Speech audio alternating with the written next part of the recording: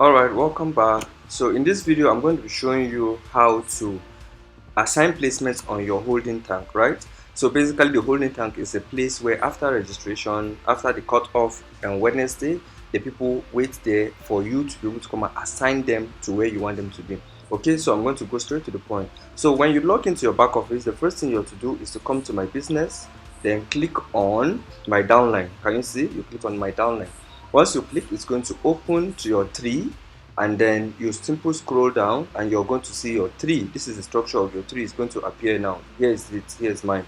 So the red here, the red bar here signifies your direct referrals.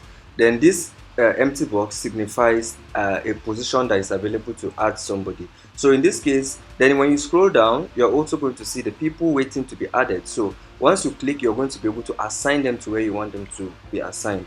So in this case, I'm going to go ahead here and click this empty space. You see the names of the people waiting, and you simply assign.